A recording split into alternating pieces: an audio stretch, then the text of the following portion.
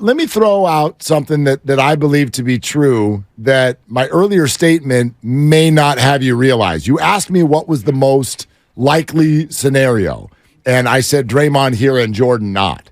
However, I am not one of these people who believes that it is absolutely unrecoverable. This town ain't big enough for the both of them. Can they work together? It's possible.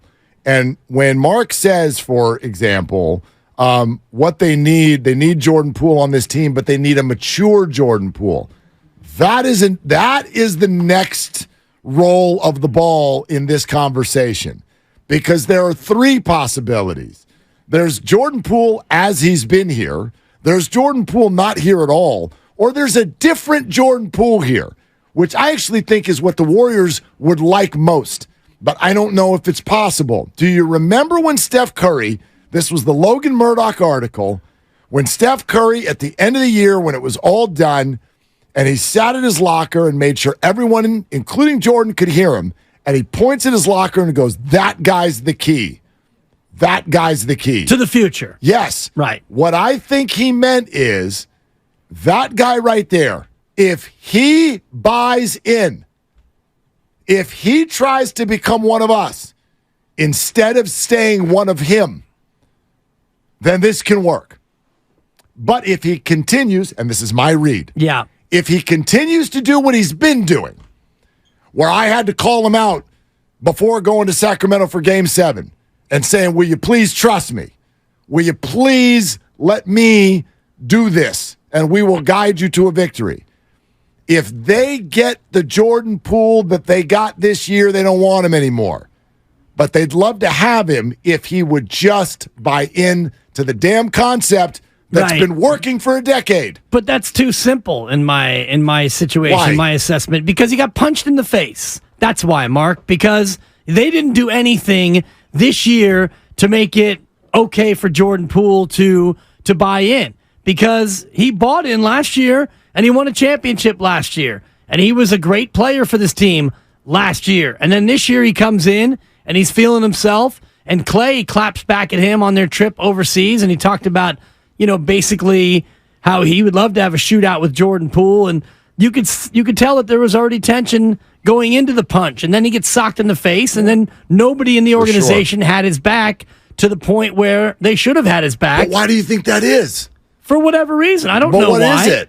It's probably because Jordan Poole was feeling himself, and he was a champion, and it was a pool party, and it was money time, and he was going to get paid, and maybe he was walking around letting people know that he is the new thing in town. And maybe there was resentment from the veterans, but they didn't handle it the way they should have. And it was more than just Draymond Green. Agreed. Steph and Clay and Kevon and Steve and Bob and Joe and whoever else could have made that better. They didn't make it better, in my opinion. And so Jordan Poole spent a whole year, and Bonte's right in terms of Jordan Poole's role. He's also in the chat. Go ahead. Oh, Bonte's back on the phone? He's in the chat. No, he's in the chat. You're a starter. Now you're a reserve. You're playing with Dante. Now you're playing with this guy. And we need you to do this. We need you to do that. His role constantly changed, and all the while, it never felt like he was a part of what the team was doing overall. Yeah, listen, I'm never going to get to the point where I condone the way that it was handled.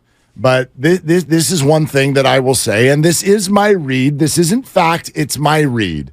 When someone is misbehaving, okay? When someone is misbehaving and it's wearing everybody out and nobody likes it, and then one person decides, I'm going to be the one to come in and drop the hammer on this person who's misbehaving. If they overdo it with the punishment doesn't fit the crime, well, then you got a problem. Then you've got a problem. But it doesn't change the fact that everybody in the room is still annoyed by that original person and their misbehavior. This is what I think happened. What if you underdo it? Which is what I think happened. So, yes. What do you mean? What do you mean if you underdo the punishment? Well, no. Underdoing, we're talking about the punishment, if you will, of Jordan Poole. Oh, right. Right? Draymond Green overdid. Right. He overdid the punitive portion of what I believe is people not liking where Jordan Poole was at that time, the teammate he was being, the coachability of the player. I believe the Warriors collectively were not happy with where that was, and then that bubbled over, and Draymond lost it like Draymond does. Right. And that's not good, and it's not okay, but I don't think it changed the fact that everyone in the organization was still like, yeah, Jordan's a problem. But did that fix the problem? No. It made the problem worse. It made it worse. So, absolutely. So after the problem gets worse, based on what Draymond said, and I'm not disputing your account of what may have led to the punch, and you're not saying that he had it coming to him or Draymond was in the right in any way, shape, or form. I don't want people to think that that's what you're saying, because I know that's not what you're saying. But before we get to that point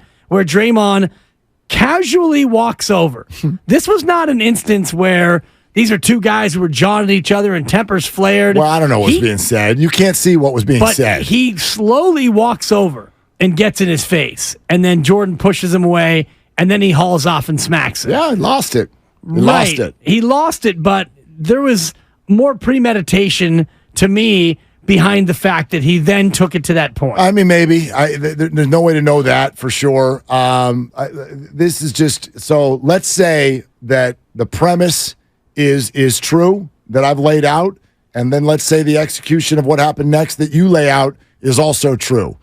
And then you get to the end of the whole experience, and you've got to decide which one you're going to keep. Who are you more mad at?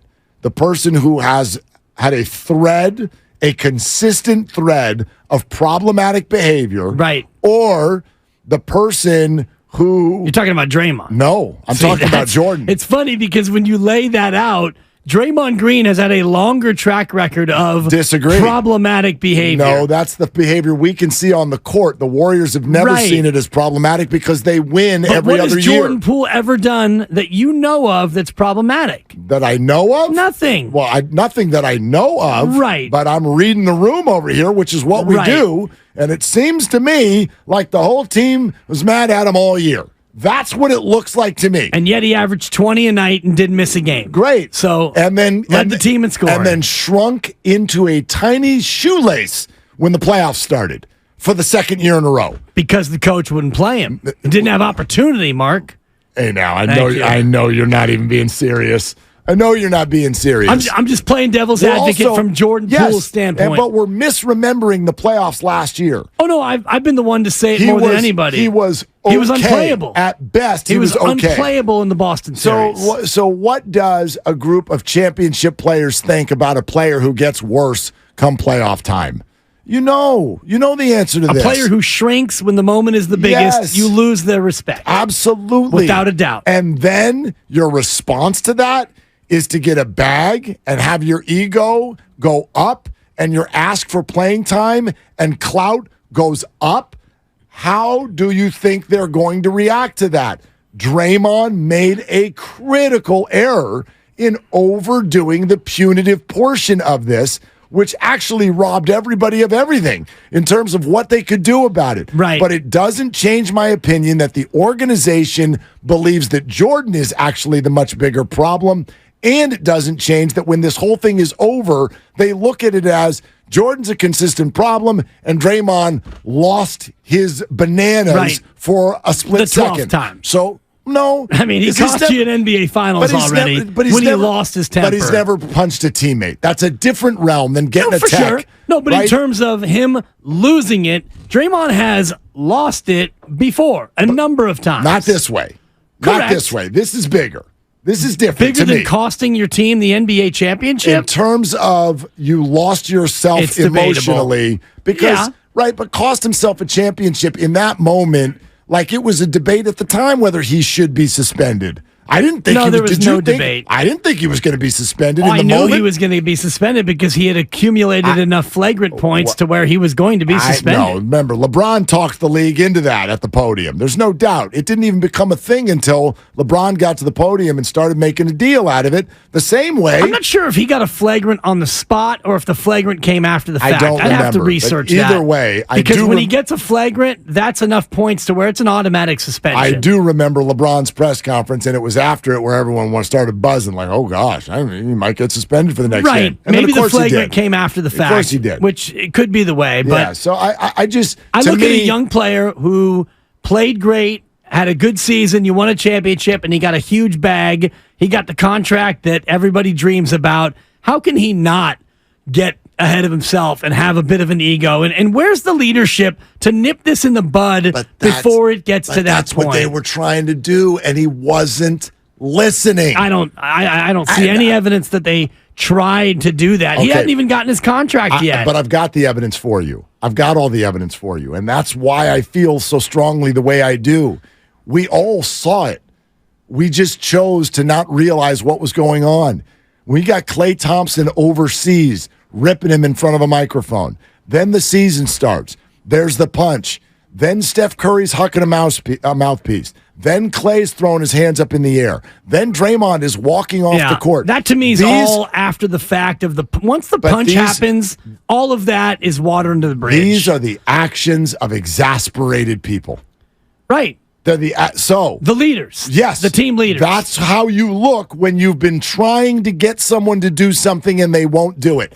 That's how I look when I want my kid to go to school. Well, that's how I look. You didn't do a good enough job, and maybe the leader of the team, Draymond Green, had his leadership eroded by his own actions. To me, that's a cop-out in terms of... A 23-year-old is young. He's not 6. But he's 23. My man. He's a young player in the league, and for you to expect him to act in a certain way and expect him to comport himself like a 34-year-old Steph Curry, a father of 3, no one's asking that. And expect him to act like Klay after getting punched in the face in preseason. No one's asking that. They're asking him to buy in. You're taking too much of a leap, in my opinion, in terms of putting the blame on Jordan Poole. They're asking him to fit into Warrior basketball. And there's not a darn one of you that watches games who thinks when you watch Jordan play, oh, yeah, he's fitting into a team concept perfectly. No, you're hucking nachos at your TV because the guy can't keep his feet.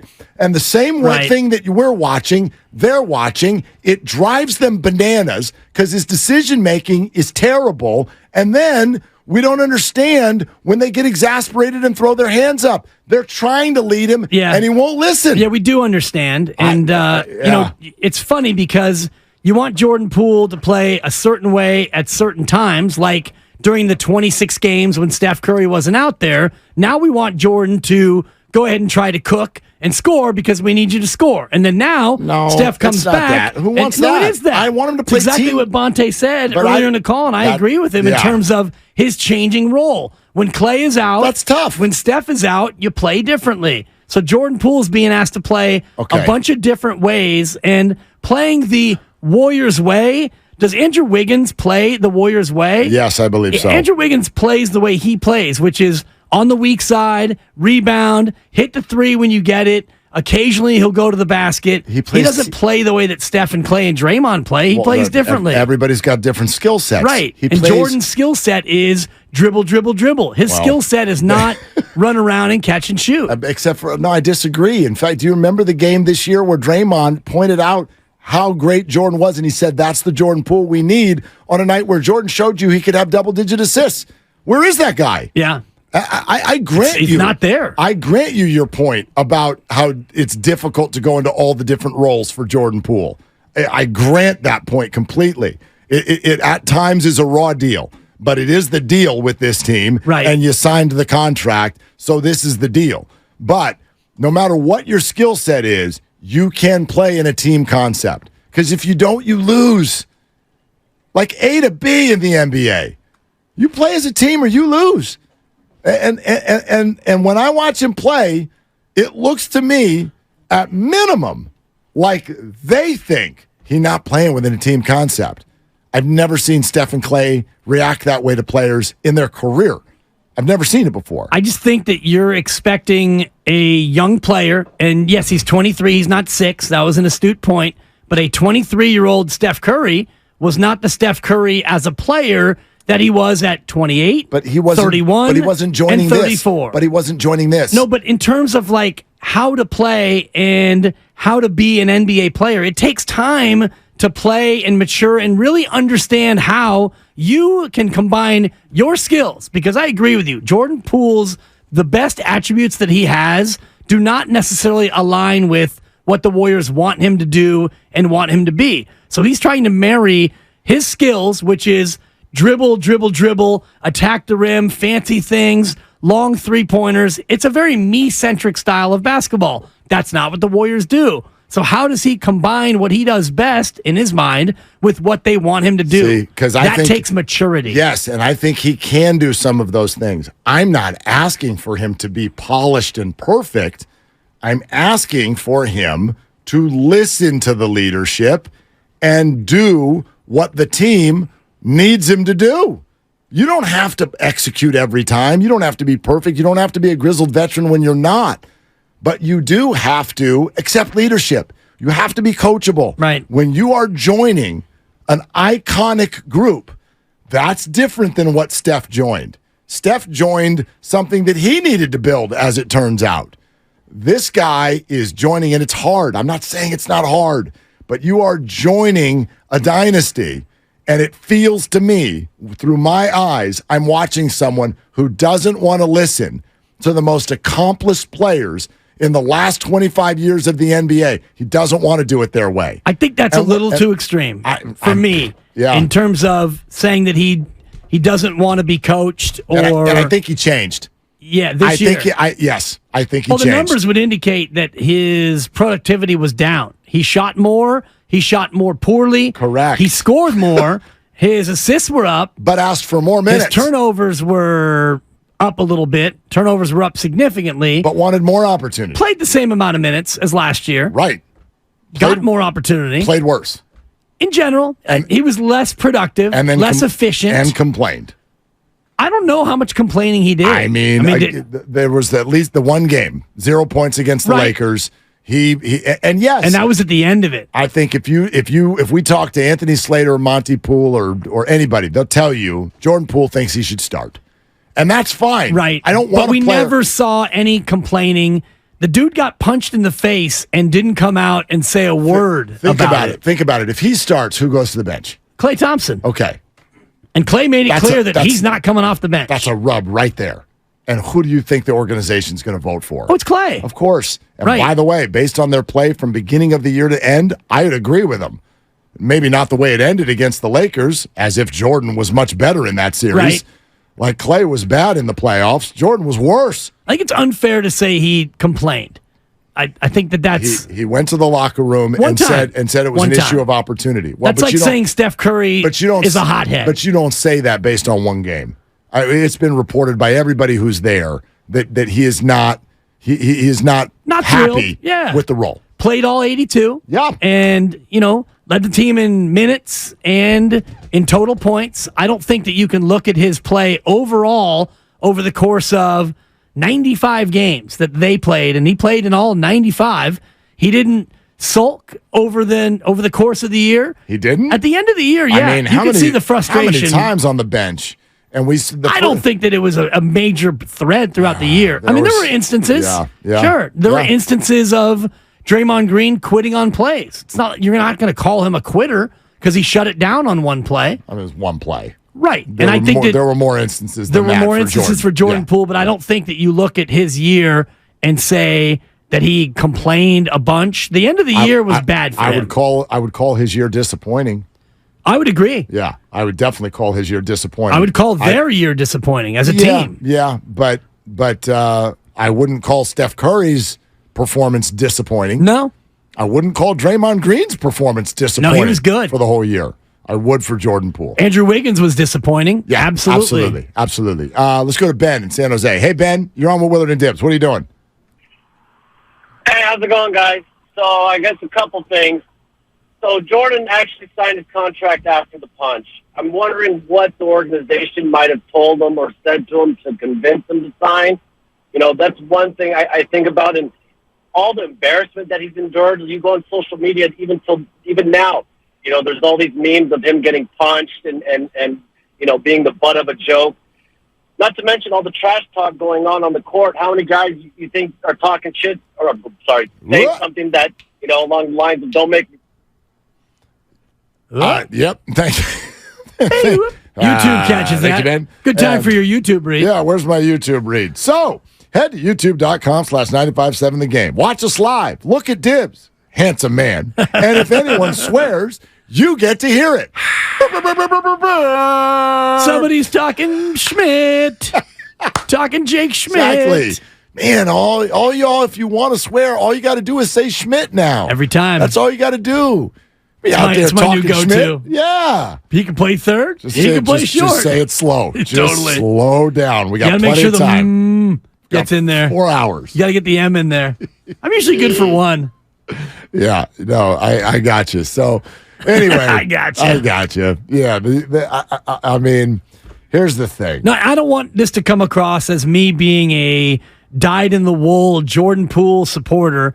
I caution putting too much blame on a 23-year-old because I do think that being 23 in the association and being in this situation where your year starts with your mentor, your big brother, as he was so called, knocking you out. That to me is a tough one to recover from. So if he is going to pout a little bit over the course of a year, sure, I'm going to give him more of a pass. Right, and I agree with you, except here's what I believe. It's about time we started yelling at each other. Thank you. You're welcome. You heard me say you're not getting your paycheck. You're not getting paid today if you don't yell. Then I hate your point. Here's the thing, and I never want to blame a victim, and he was absolutely the victim here. But my opinion is, like, something led to the punch. I don't think Draymond Green just out of the blue was like, I don't like what you just said to me, and I'm going to punch you. Agreed. I think that they were fed up. Already in October. Absolutely. Remember, this is a year-round deal for these guys. They're around each other a lot. Who knows what was going on last year? Just because they won a title doesn't mean everybody's all kumbaya freaking yah with each other. That's not how it works. Massive egos, 12 roster spots, millions of dollars on the line, all of that. Massive celebrity. This is really hard to navigate. It's why this thing is difficult to keep together. So who knows where those relationships were to start this whole thing.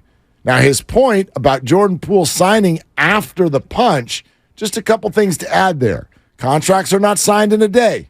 So I believe the negotiations were well in hand already by the time the punch happened. That's number one. Number two, and I keep saying this, if the Warriors don't sign him then where do we sit today? We sit in restricted free agency where the Warriors have lost all their power. They may have to pay him more than they want to pay him, number one, or they may lose him and get nothing in return. So I believe that contract last year had as much to do with the fact that, one, it was being negotiated well before the punch. Yeah. And two, they kind of had to sign it if they wanted to keep their power. And newsflash, teams like to keep their power.